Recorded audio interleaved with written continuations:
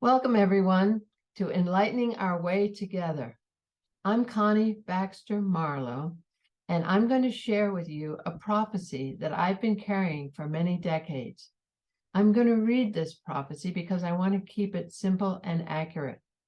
After the prophecy, I'm going to screen a music video created by Tatiana Speed, an extraordinary singer, songwriter, musician, poet, and activist for social change, that in this song expresses what I'm seeing and visioning in this prophecy. So, and here I go.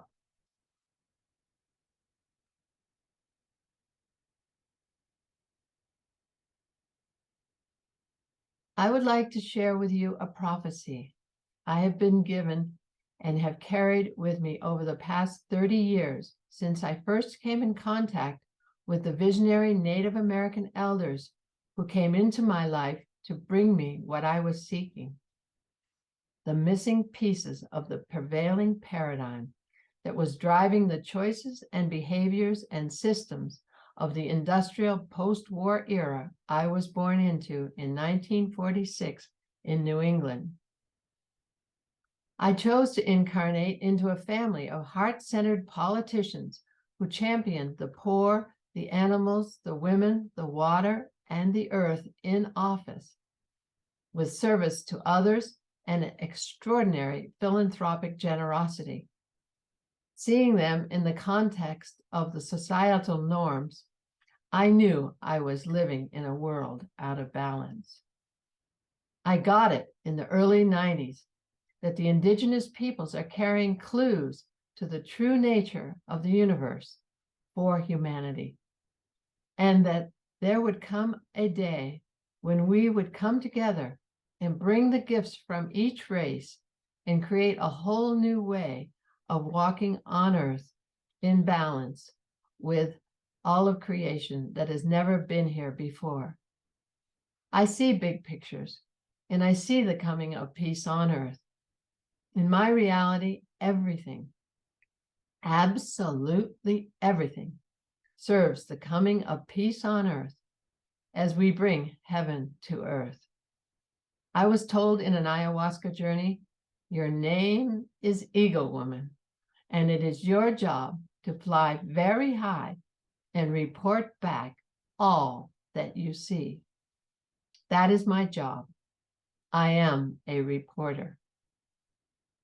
Another one of my jobs is the United States of America and the realization of the promise this nation made to the world in its freedom documents, the Mayflower Compact, the Declaration of Independence, the U.S. Constitution, and the Emancipation Proclamation, the promise of liberty, justice, equality, and abundance for all. This all ties together in what I have called the three great syntheses in the evolution of the American mind, spirit, and democracy, which has taken 4 centuries to reach this point in the process of our becoming truly free, with a deep understanding of our oneness with all of creation, where justice is a given and everyone enjoys more abundance than we can fathom at this time. These 3 great syntheses began with the first great synthesis during the 54 years of peace and friendship between the Mayflower Pilgrims and the Pokanoket Wampanoag in what is now Plymouth, Massachusetts, whom they met in the spring of 1621 after the first devastating winter when scurvy and the general sickness took out half of the 102 passengers. This included my ancestors, Alice and William Mullins, and their son, Joseph, leaving behind an 18-year-old girl, Priscilla, who married John Alden and became America's first couple, spawning 11 children. So there are lots of us Alden descendants. The Pilgrims, or Separatists, vastly different in intent and vision from the Puritans, who were to arrive 10 years later in 1630 at Cape Ann, were seeking to build a society based on self-determination, freedom of conscience, the freedom to act according to our direct connection to our higher selves. They were this nation's original spiritual activists. They committed treason in England by standing up to the King of England and refusing to attend his Church of England, and for creating their own covenanted church. In the spring of 1621, 4 months after their arrival on American soil, they met the Pokanoket Massasoit Usamiquin, with whom they crafted a peace treaty that was to last 54 years. Archaeological evidence has proven that there was significant interchange between the two cultures in their homes and gathering places. In fact, when Edward Winslow was asked by a native Sagamore how dare he come so often and so far into Indian country, he said, "Where there is love, there is no fear. And for mine own part, my heart is so upright towards you, I am fearless to come amongst you." There was a spiritual alignment between the separatists and the native people they lived amongst. This same Sagamore asked Winslow, who was staying in his home, and after watching Winslow pray before and after eating, what was the meaning of his actions. Winslow explained their custom of thanking God for the food and nourishment. And the Sagamore stated that his people believed almost all the same things, and that the same power that Winslow called God, they called Khitan. You may find this information in Edward Winslow's journals, published in England in 1622 and 1624, in a little book called Good News from New England, and one called Mort's Relation. Both are available online at mayflowerhistory.com. My partner, Andrew Bailey, and I have lectured on this extensively, which you can find on our websites, thetrustfrequency.net and first50years.us, under interviews and talks. The second great synthesis was when aspects of the great law of the Iroquois were incorporated into the United States Constitution. The great peacemaker Daganoweda had come to the warring tribes of the Iroquois in the 1200s or so, and had brought a higher vision to them called the Great Law, which showed them how they might come together in a confederacy and maintain their autonomy as different sized tribes. When Ben Franklin came in contact with the Iroquois leaders in the mid-1700s and saw this structure, he drafted the Albany Plan for bringing the 13 colonies together to become a union against threats that were becoming problematic for the individual colonies. The Iroquois chiefs were invited to the Continental Congress. This influence of the Great Law on the Constitution is controversial, but it is quite evident if one looks at the history of the significant communication between the founders and the Iroquois. And now we are in the midst of the third great synthesis. Climate change has driven the Western world to look to the indigenous peoples and their connection to the earth and the cosmos to contribute to possible solutions to the crises. The new science, the unified physics of Nassim Haramein, Dr. Jude Currivan, Dr. Bruce Lipton, Greg Braden, the HeartMath Institute, and others, is going beyond the quantum physics brought forth by Einstein, Niels Bohr, David Bohm, and others, to show us that we are not only connected with all that is, we are all that is. This is the knowing and connection that has been carried by the indigenous peoples for humanity. They carry a reverence for the sacredness and oneness of all of creation that is in the essence of all indigenous ways of knowing. Science can prove the oneness, but it cannot prove the sacredness. That comes from our hearts and the love we carry there. The reductionist scientific paradigm of Newton and Descartes in the 1500s and 1600s separated us from our hearts and the rest of creation. It turned the universe into a dead, purposeless place of fear, scarcity, and separation. It was the final evolutionary step in the thousands of years of response to the low vibration energy that was dominant on the earth and influenced all races, white, yellow, black, and red, to ignore our essence and to pay out war, domination, and competition. Humanity's past has not been a pretty one.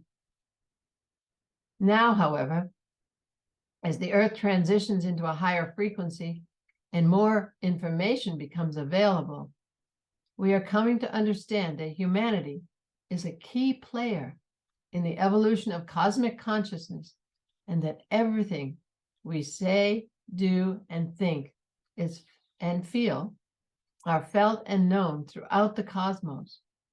We discover that we have a responsibility for what we feed into the collective consciousness that is all that is.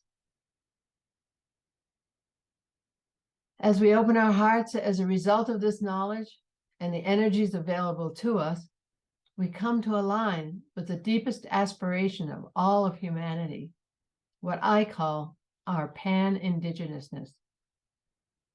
That thread that ties the heart of humanity together with a vision of a world in balance.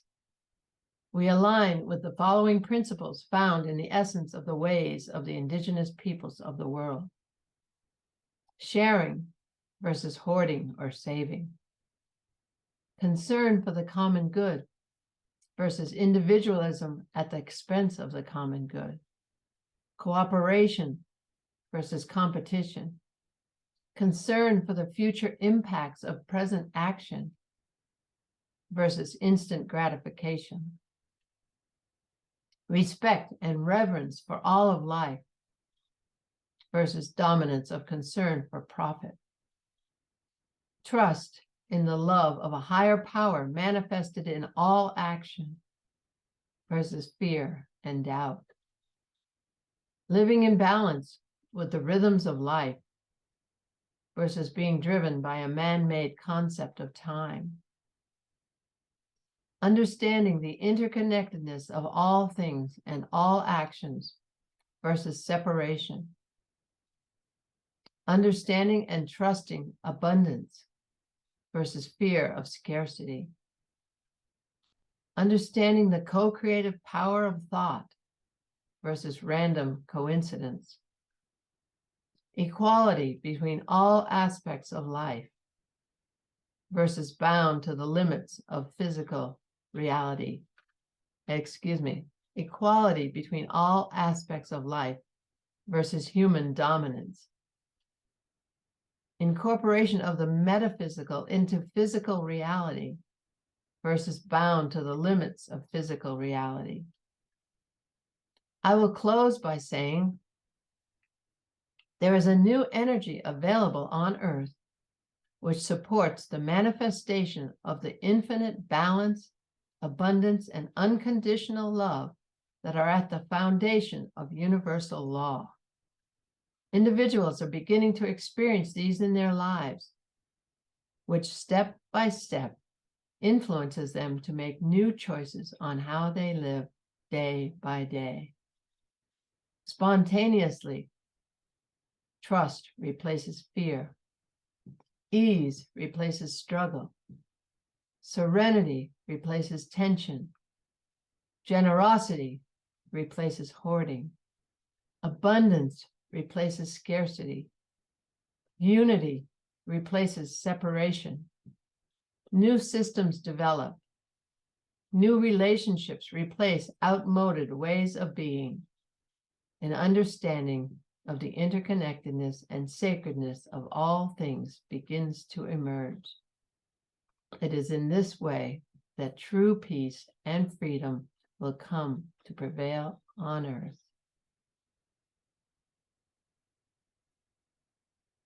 Thank you very much for coming and being here with me and sharing this.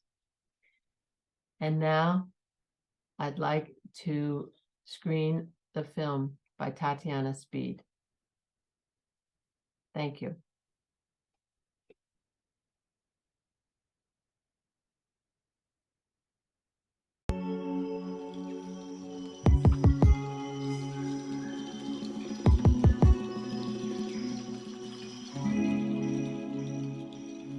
Today we come together with a new vision for humanity, to co-create a united Earth family. And with this vision and our shared intuition, we have the potential to bring peace on Earth to fruition.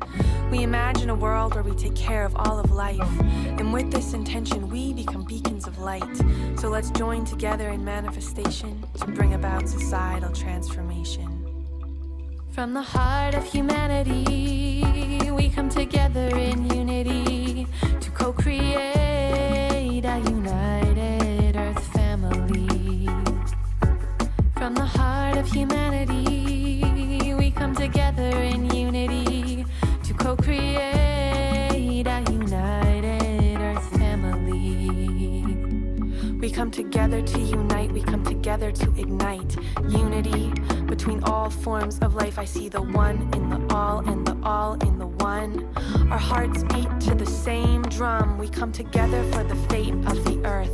Every single one of us is needed to rebirth a new community, a new earth family, a new reality and unity for all humanity. If we educate, we can innovate, create a blank slate for the world to co-create a new fate of societal change and renewal. Indigenous knowledge is a key, is a tool. From the heart of humanity, we come together in unity to co-create a united Earth family. From the heart of humanity, we come together in unity to co-create a united Earth family. United, united, united, let's come together, Earth family.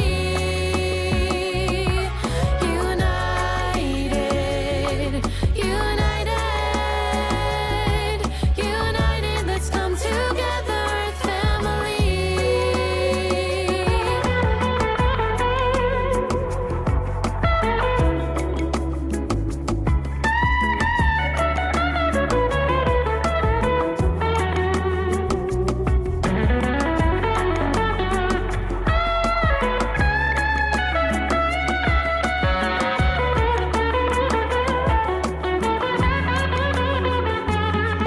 We are co-creators, we are innovators, we are change makers, pioneers and trailblazers, paving a path for an inclusive civilization to arise, a regenerative future for all beings, all life. We nurture cultures of peace and integrity.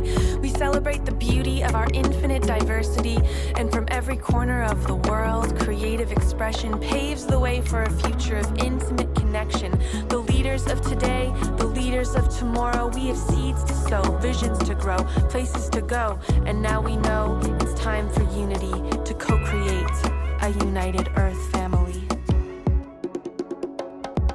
From the heart of humanity, we come together in unity to co-create a united Earth family.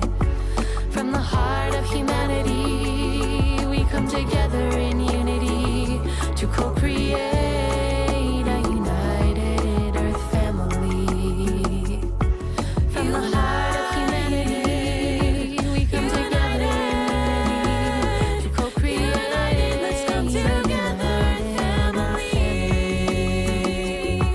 From the heart of humanity, we come together to co-create. Let's come together, family.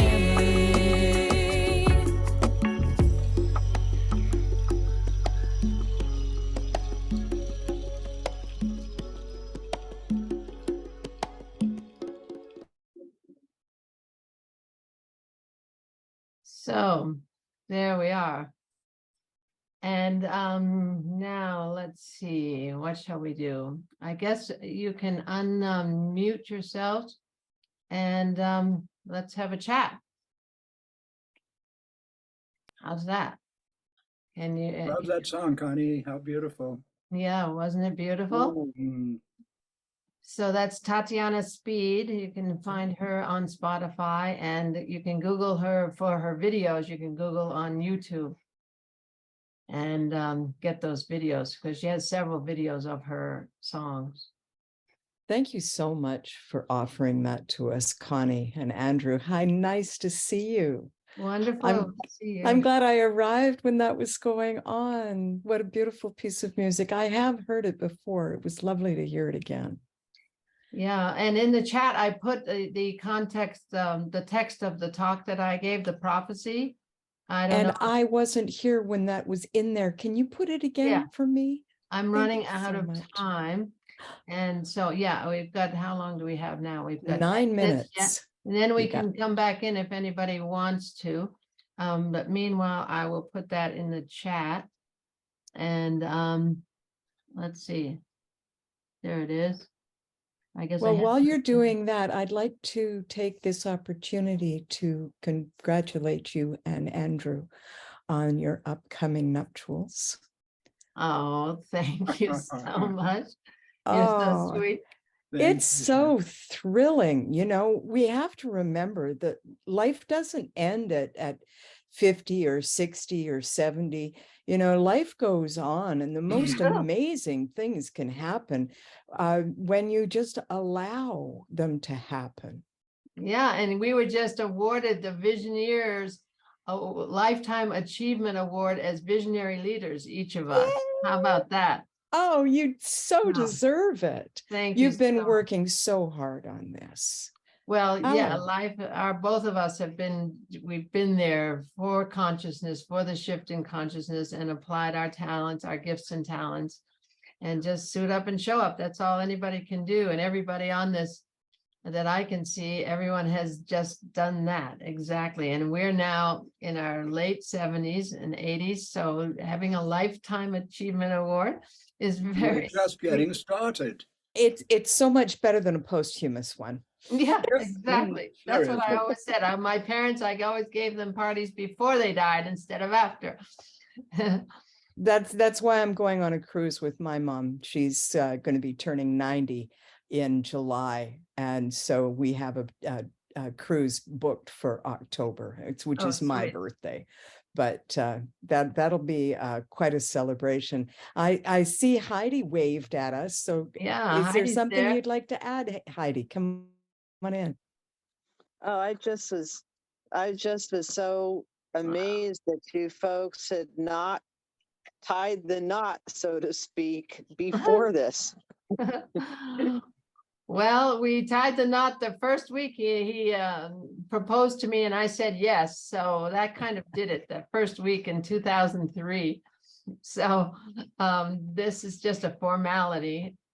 And it's the one with the paperwork, and we were actually married in a sort of New Age meets Native American ceremony in Monument Valley way back in about 2006, I think. That was beautiful. By Sakina Blue Star, who's a delightful elder. So, yeah. And as far as this prophecy is concerned, that you basically missed, Shannon, but you know what it is. The third great synthesis. We've been through 2 syntheses with the Mayflower Pilgrims and the Wampanoag, the Pokanoket Wampanoags, and 54 years of peace and friendship is what we're calling the first great synthesis. And the second great synthesis, when aspects of the great law came into the Constitution of the United States. And now the third great synthesis, as we open our hearts to our, what I'm calling our pan-indigenousness, our true nature that's coming through the new energy available on the planet, as well as the new science that's discovering so much more, and the healing capacities that are coming forth for humanity, you know, just our human potential is taking us to that place that the indigenous peoples have been carrying in their hearts and spirits and ways of life for humanity, for this time, that everything has been in perfect order as far as the unfolding and us processing fear and separation and scarcity, all races. And now here we are, each of us bringing our gift to the party, the white, the red, the yellow, the black. Everybody's bringing their gift to the party and bringing something on the planet that's never been here before. Yay, Janice. Hey, Janice Hall, you want to kick in some of your wisdom, my dear? He's hanging out on the beach, I see. Yeah, there's I came from a nature elders talking circle with Dana Leah, and this is Panther Beach behind me from Santa Cruz. Yeah, Andrew I and recognize it. we found out many years later that we knew each other in Santa Cruz, but didn't really know each other. We were there at the same time, experienced the same groups at the same events, and didn't have a connection until I met him through Connie. This is sort of representative in a way, because this is really about fusion. We were supposed to talk about what we learned this year, and it brings some elements to the party about our nature elders and what we learned from them. But for me, I don't know if you can see this pendant that my friend of mine who has been studying shamanism with shamans up in the Peruvian Andes, and he brought this back for me, and I reconnected with it in my jewelry box this year. And anyway, it is the condor, the jaguar, and the serpent. And it really represents, the unification of the connection between the underworld, the earth, and the Sky Father. And so that's been really powerful for me. And Panther Beach is the same way. This is a marriage of ocean and rock. And it's 9 million year, very odd part of the rock where it's an extrusion from way, way deep in the ocean of this sandstone that is never in this rock. It's 9 million years old. And it's about all the elements merging together. And that to me is really, in a way, kind of dovetails with what you just said. All the prophecies from around the planet, all these indigenous cultures that have never spoken out before and don't know each other, are all of a sudden standing up and going, my ancestors told me I have to share this. My ancestors told me I have to share this. And what's so fascinating is so many of their prophecies are so similar. And when do they point to? They all point to now. And so this is really an emergent time for all of us, in a fusion like the rainbow behind Andrew, of our connections to our Mother Gaia, as well as our ancestral roots. I've been a real advocate and champion of Connie's historic story that no one knows, the most important piece of American history that no one knows about.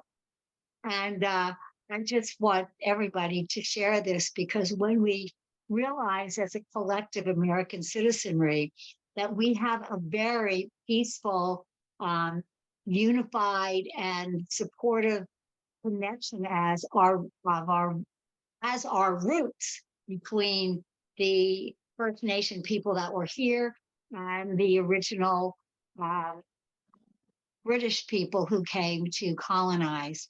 And if we knew that, when we use that as the cornerstone for our history, I think it would give more people faith to know that we can get along. But when we hear about all the devastation that was caused and the horrors that we did to each other, to the Native Americans, and we don't know this cornerstone story, then we look at our history as one of as disruptive, and one that is in such disrepair that the future looks bleak. But if we know this is our origin, then we can. I find a lot of hope in this, and I wish that more people would know this story. I want to see a big article in the Smithsonian about this, because I think it's that important. Yeah. And the way that I just also want to say, the way that you bring together the three synthesis It's just so powerful. And the word pan-indigenous, I mean, indigenous, we need to recognize is more than just the people. One of the people on this last event I went to was talking about Hey, Janice, our Janice, we're gonna, ancestral DNA. hey, Oh, Janice, go ahead. can you hear me? We're gonna Yeah, I'm run sorry. out of Put off time. sorry. What? We're gonna run out of time in less than a minute. I'm gonna click back in. Everybody click Oh. back in who wants to continue. I see Um, Joseph has his hand up, so let's, Joseph, let's see you in the next segment here, if that's In a okay. minute. Incarnation of this. So we'll Okay, have to great. come back. We have less than a minute and I'll reopen the room. And I look forward to seeing And Jack is everybody. here. Hey, Jack. I look forward to seeing everybody in the room again in a minute. How's that? So There's Jack, click back in, Click, Jack, just everybody. Come right back in. And okay, so I guess we'll just click off. It's gonna go in a second. So